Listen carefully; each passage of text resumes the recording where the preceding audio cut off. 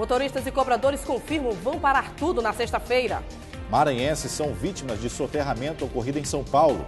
Família de gerente de banco é feita refém na cidade de Estreito.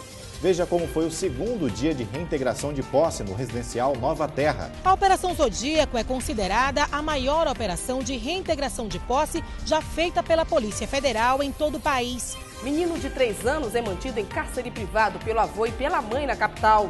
E ainda, Moto vence e está de volta à elite do futebol maranhense. Tudo isso e muito mais. Agora, no Maranhão Acontece.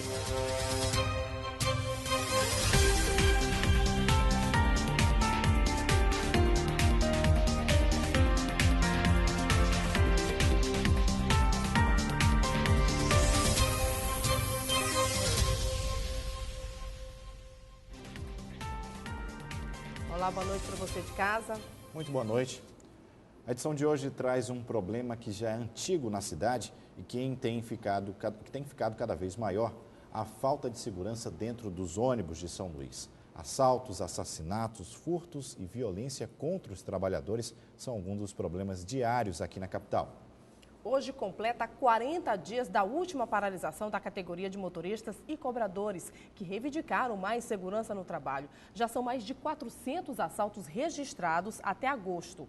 E hoje a classe realizou uma reunião para acertar uma nova paralisação dos ônibus.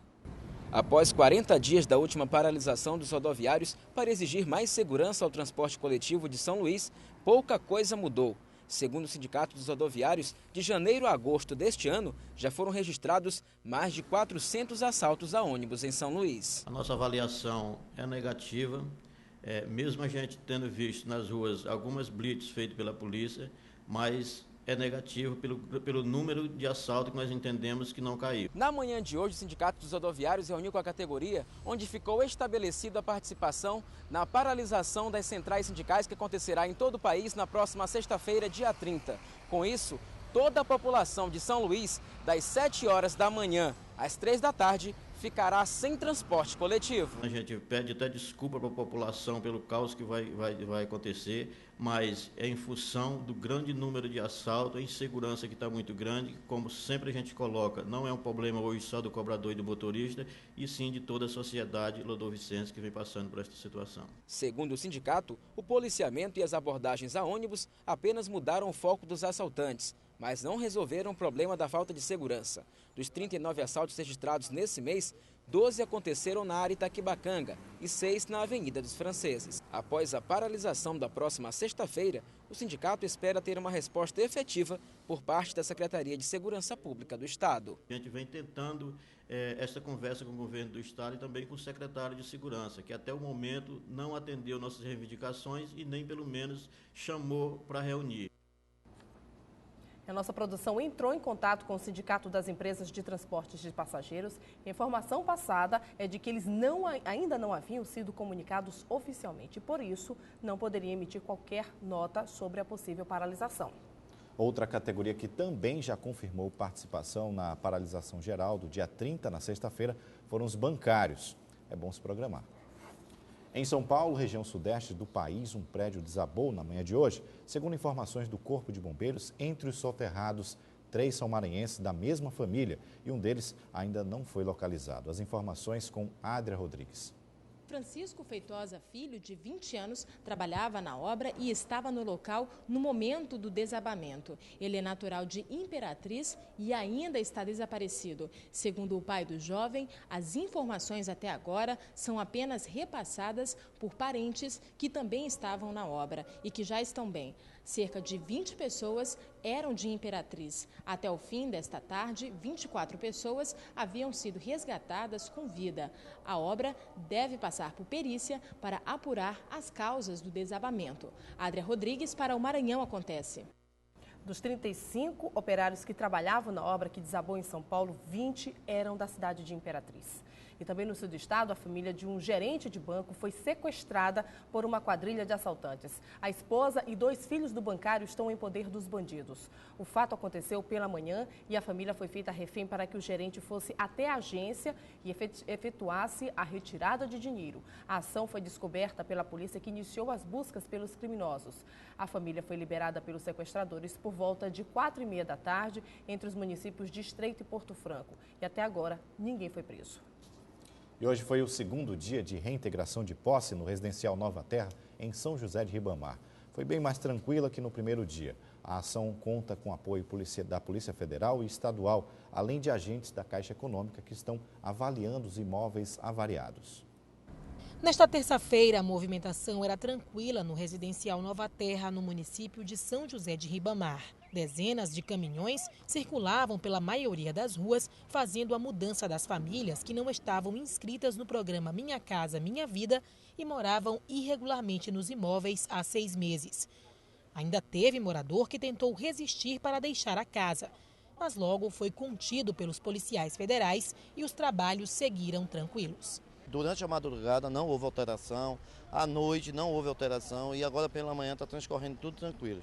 As pessoas só estão esperando a polícia chegar e as equipes dos caminhões, dos carregadores, para levar suas mudanças. Já para os verdadeiros donos dos imóveis, amanhã foi de expectativa e ansiedade. Feliz e aliviada, a maioria nem acreditava que finalmente ia poder realizar o sonho da casa própria. Agradeço a Deus por isso, porque ela precisando da casa e o subdono lá, né?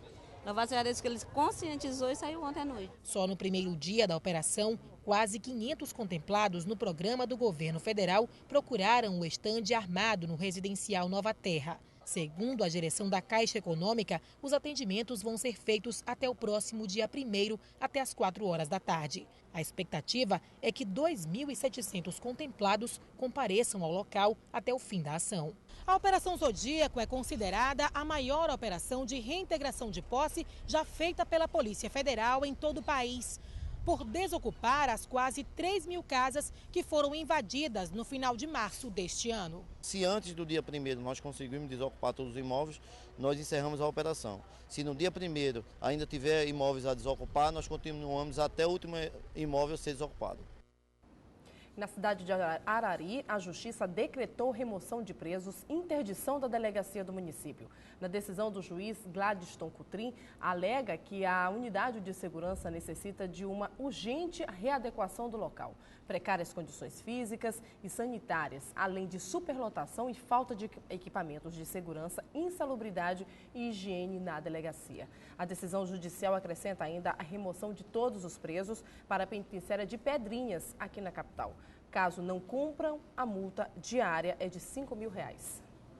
E a seguir, menino de 3 anos é mantido em cárcere privado em São Luís pelo avô e pela mãe.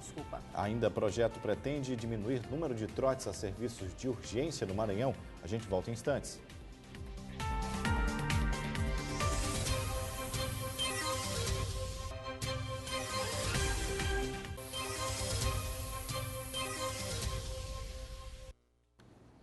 E hoje é dia de falar da indústria do Maranhão. Vamos mostrar como programas vêm contribuindo para o aumento da qualidade de serviços das empresas e indústrias. O Programa de Desenvolvimento de Fornecedores da FIEMA tem exatamente esse objetivo. Veja agora no Minuto da Indústria. O PDF, o Programa de Desenvolvimento de Fornecedores, foi criado em 1999 para estimular o desenvolvimento das empresas maranhenses. A estratégia é preparar essas empresas para ter uma participação maior no mercado fornecedor de bens e serviços, tanto para as grandes companhias já instaladas, quanto as que venham a se instalar no estado. Ao longo desses 13 anos, as empresas maranhenses obtiveram um amadurecimento muito importante, cresceram muito. Para você ter uma ideia, o programa nesse período oportunizou negócios de 15 bilhões e meio de reais às empresas participantes, as empresas maranhenses, trazendo riqueza, distribuição de renda para o nosso estado e melhorando consideravelmente a vida de toda a população maranhense.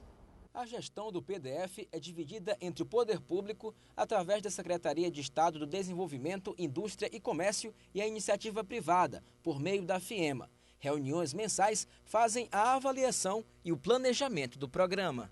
O PDF é mantido por 6 grandes empresas instaladas no Maranhão.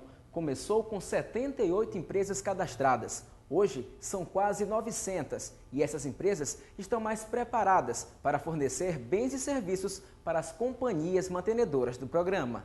Então, objetivamente, o programa possibilitou uma melhoria na gestão, de uma forma geral da empresa, muito grande. Nós consideramos que isso foi multiplicado, essa melhoria na gestão de resultados foi multiplicado por 12. A Fomarte Tecnologia foi uma das empresas que começaram com o PDF. A experiência modificou a forma de atuação no mercado, como nos conta Darcy Fontes, diretor comercial da companhia. Nossa empresa entendeu desde o momento, que foi convidada que o PDF vinha para ser realmente um divisor de águas entre o momento que nós vivíamos, em 1999, e o que hoje as empresas do Maranhão, o cenário atual. Então, hoje nós nos sentimos muito mais fortes, muito mais preparados para o presente e o futuro.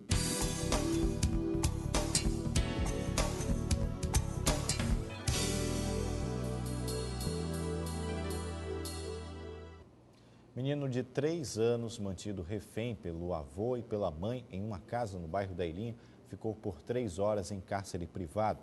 Segundo os conselheiros tutelares, o avô reagiu no momento que recebia a ordem judicial. Segundo policiais militares, o avô e a mãe decidiram manter a criança refém porque se recusaram a cumprir um mandado judicial para que o menor fosse entregue ao pai.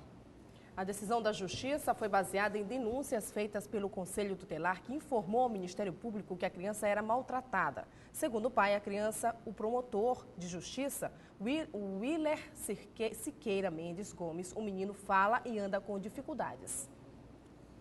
E agora é hora de falar na política do Maranhão.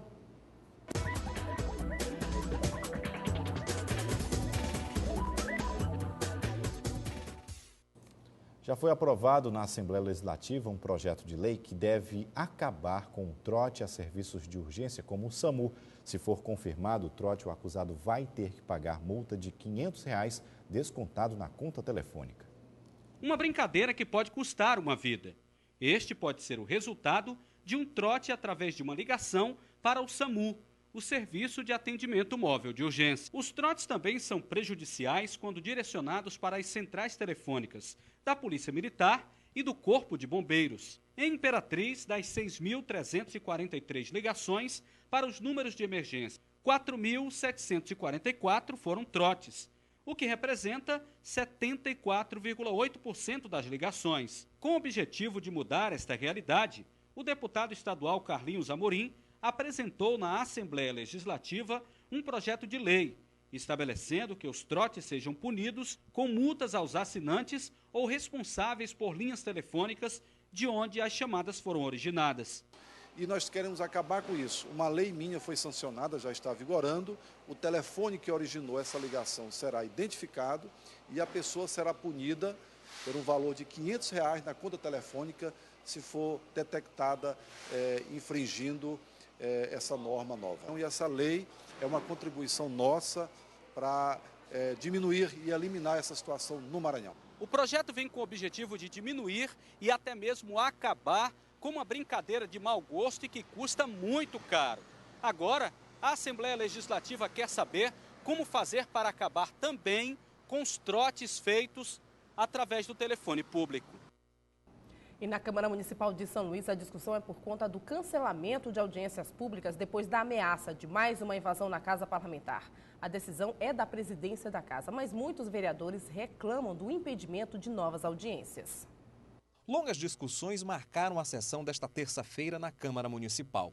Tudo por conta de uma discussão tomada na segunda-feira. Diante das declarações do presidente Isaías Pereirinha de que estaria sendo ameaçado, as audiências públicas, onde o plenário é aberto a todos e a população pode participar, ficaram suspensas. A vereadora Rose Salles tinha uma audiência pública agendada e, com isso, será adiada. Ela disse que acata a decisão, mas não concorda. Respeito a decisão que o parlamento tomou, eu particularmente não concordo e vou continuar me posicionando contrário, mas vou precisar acatar uma decisão da maioria. O vereador Fábio Câmara também é contrário à ideia em se cancelar as audiências públicas. Na verdade, a ameaça não é ao presidente, é à casa. Mas eu sou contra essa questão de não haver audiência. A audiência é super importante porque é o momento que nós podemos ouvir o povo. Com a suspensão das audiências públicas, só passa a acontecer aqui na Câmara painéis. É mais fácil de controlar o fluxo de pessoas e só participam lá no plenário pessoas convidadas. Essa situação deve perdurar cerca de 90 dias, ou até que os ânimos se acalmem. Na sessão desta terça-feira, o vereador Marquinhos tentava emplacar um requerimento que solicitava audiência pública com a CAEMA, mas foi convencido a mudar de ideia. Muitos vereadores se manifestaram e disseram que a participação popular nos trabalhos do parlamento é fundamental.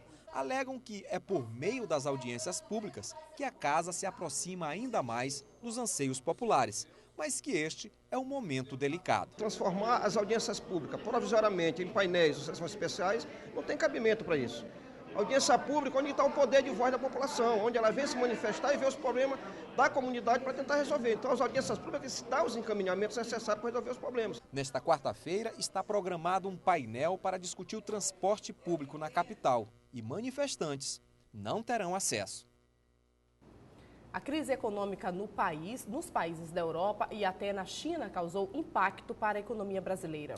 Aqui no Maranhão, isso já pode ser percebido com a queda da exportação e importação.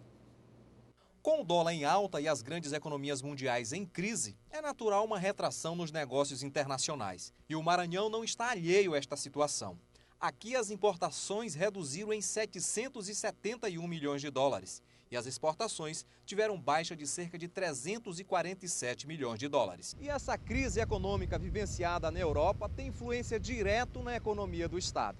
Uma prova disso é aqui, a Baía de São Marcos. A pouca quantidade de navios fundeados representa um baixo volume nos negócios feitos no Maranhão. Muitas pessoas não sabem, mas esta redução comercial tem um impacto direto na vida dos maranhenses. Uma prova disso são as informações da redução de alumínio, um dos nossos principais produtos de exportação. Com isso, geração de empregos tende a ser afetada, como explica este economista.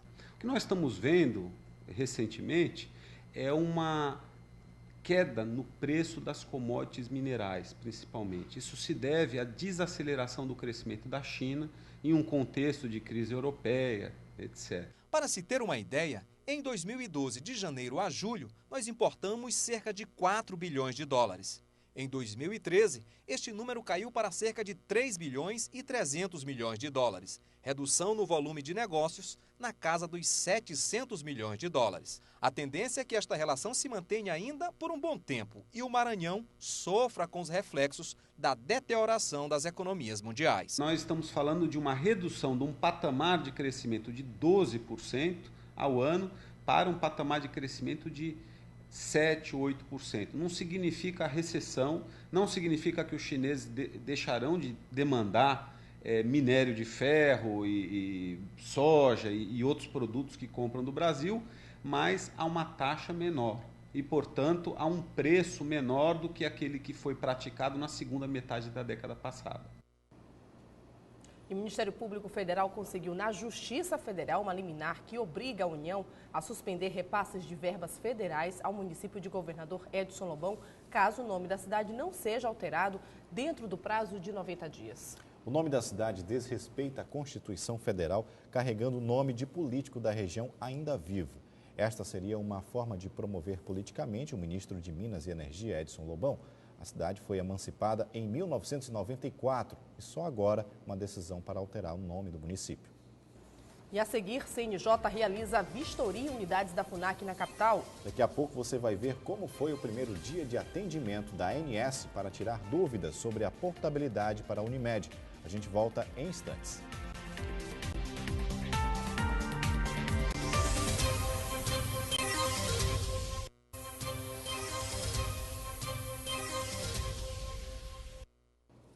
O primeiro dia de atendimento da Agência Nacional de Saúde Suplementar para receber os usuários da Unimed e multiclínicas foi marcado por muito tumulto e desorganização. Os usuários reclamam da demora e muitos estão insatisfeitos com os novos valores cobrados. 5 servidores da Agência Nacional de Saúde foram escalados para atender mais de 60 mil usuários dos planos de saúde Unimed, São Luís e multiclínicas. A responsável pelo atendimento informou que os usuários vão ter 60 dias para formular a reclamação. Além desse atendimento presencial, que hoje é o primeiro dia, muitas pessoas procuraram, preocupados, ansiosos em resolver logo essa questão, em saber para qual plano eles irão. Mas nós temos uma informação importantíssima para repassá-los, no sentido de que eles podem fazer essa consulta através do Disque ANS, que é o 0800 701 9656. Eles vão ser atendidos por alguém que está preparado para apresentar todas as informações que a gente está oferecendo aqui. Quem conseguiu ser atendido hoje não ficou satisfeito com a solução apontada pela Agência Nacional de Saúde. Este aposentado paga R$ 380 por mês para a Unimed e ficou revoltado com o valor de R$ 648, que vai ser cobrado pelo outro plano quando fizer a portabilidade. Nós estamos sendo lesados mais uma vez, tanto pela Unimed quanto pela ANS, que eu que pagava 380, vou pagar agora 648 se eu escolher o mesmo plano que é da Unimed, não há condições, nós estamos sendo lesados. Eu estou saindo daqui agora, como a doutora Ana Carízia falou, leve o papel, entre na sala do cidadão, faça a sua reclamação, que não pode, era só 2 dígitos, aqui está subindo 5 dígitos. Nós temos diversas possibilidades e aí a gente tem situações em que o beneficiário sai depois da consulta, seja pelo Disque, seja pelo site, seja aqui presencialmente, com um elenco maior de opções de planos de destino. Há outros, em razão da idade, em razão de que eram beneficiários de planos não regulamentados, que tinham uma mensalidade realmente bem inferior ao que normalmente é praticado nos planos regulamentados, tem essa dificuldade. Mas a portabilidade, a extraordinária, ela deve... O plano de destino é numa faixa de preço semelhante a, no máximo, mais um cifrão, que é uma classificação que é feita pela ANS. Apesar da presença de servidores da Agência Nacional de Saúde, muitos usuários continuam com dúvidas. Este aposentado deve pagar no próximo mês R$ 1.359 pelo plano da Unimed São Luís, mas não saiu satisfeito com as informações recebidas pela ANS.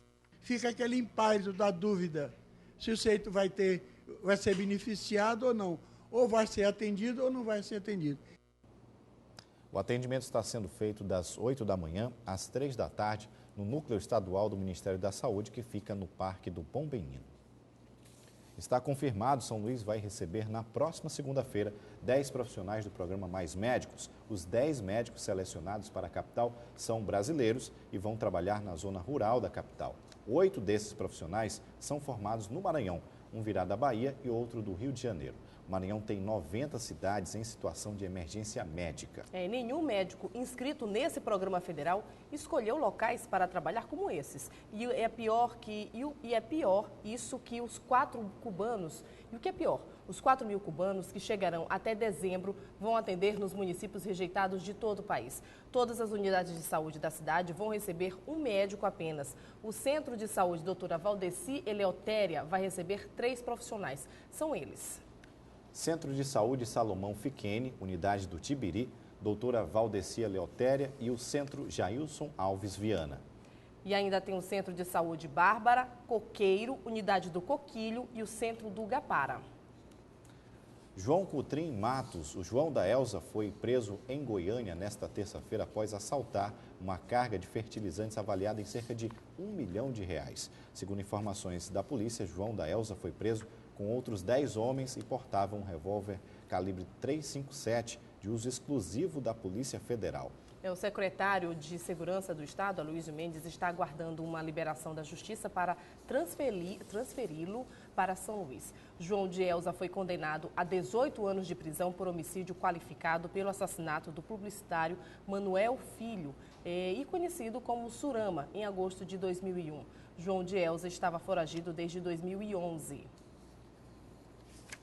E o Conselho Regional de Medicina do Maranhão vai entrar na Justiça para garantir o direito de não registrar os médicos estrangeiros do Programa Federal Mais Médicos. A entidade alega que, sem um revalida, os profissionais vão atuar de forma ilegal e isso pode causar problemas para o Conselho.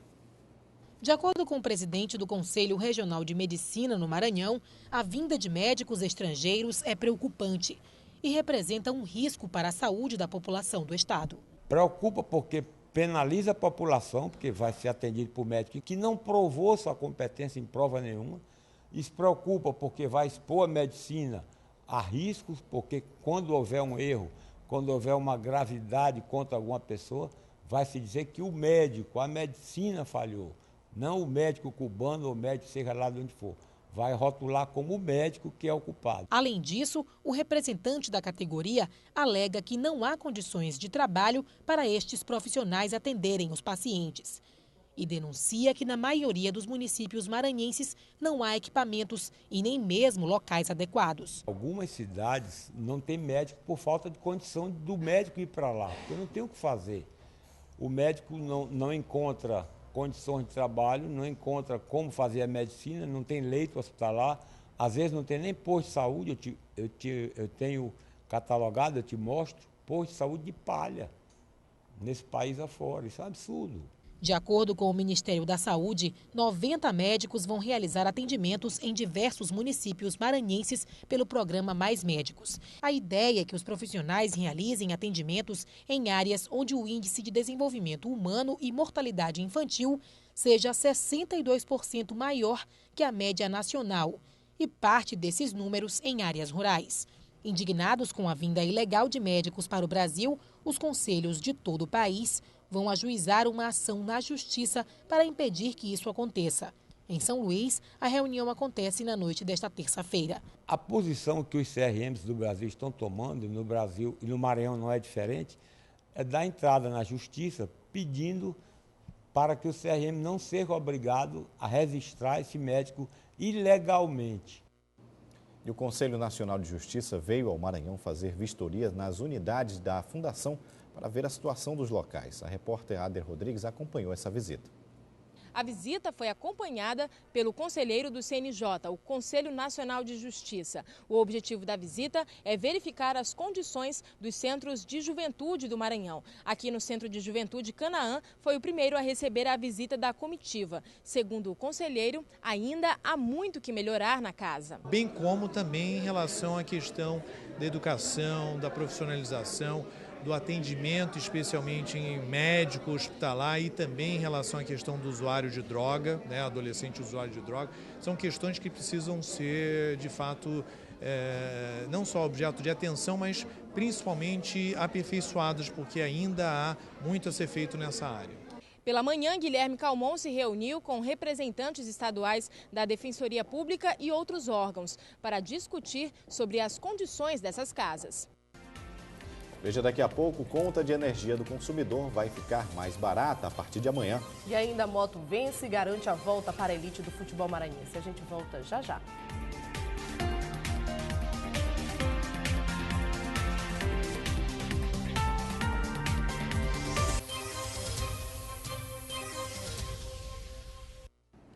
Estamos de volta e falando da semana de execução trabalhista. Os trabalhos encerram na sexta-feira. A expectativa do Tribunal Regional do Trabalho é conseguir a conciliação em 40% das cerca de 2.000 audiências programadas.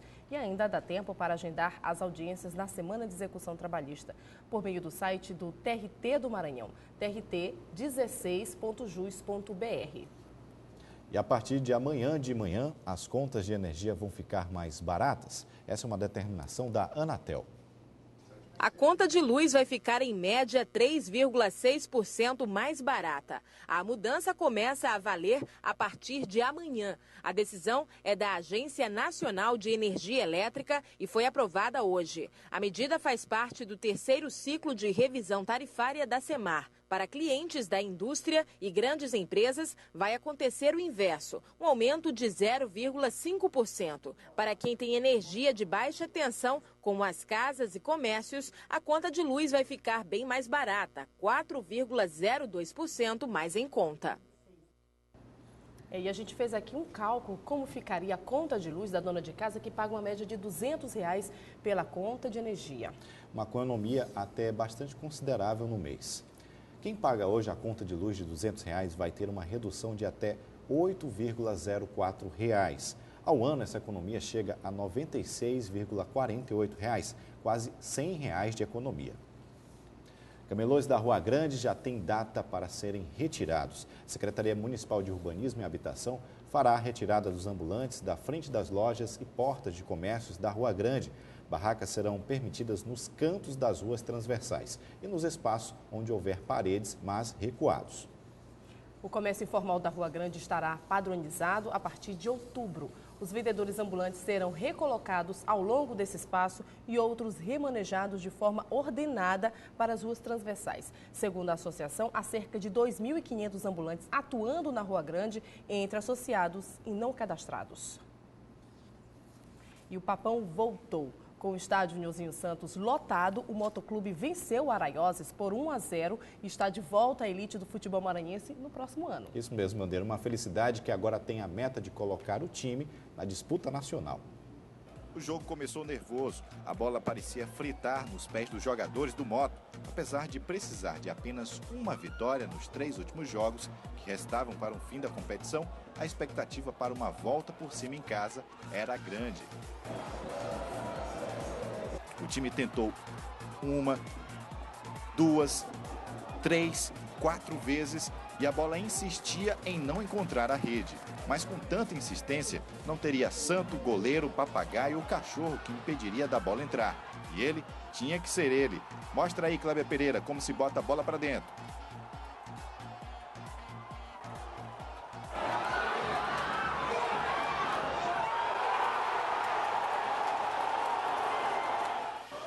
O gol animou e o Moto queria mais. As chances foram aumentando e os gols perdidos também. A ansiedade cresceu com a expulsão do Diego Sorriso de Araioses. Depois disso, foi apenas contagem regressiva para soltar o grito novamente. Praticamente um título. Com certeza. Confira agora o que acontece amanhã. Fórum de debates do PPS Maranhão às 7 da noite para discutir desenvolvimento e sustentabilidade.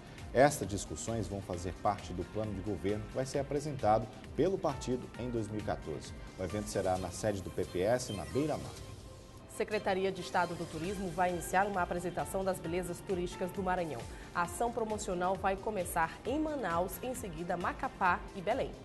A Prefeitura de São Luís vai realizar uma palestra sobre aquecimento global para alunos da área Itaquibacanga. As atividades vão acontecer no Centro de Ensino Antônio Ribeiro Silva. O início das discussões começam às 2h30 da tarde.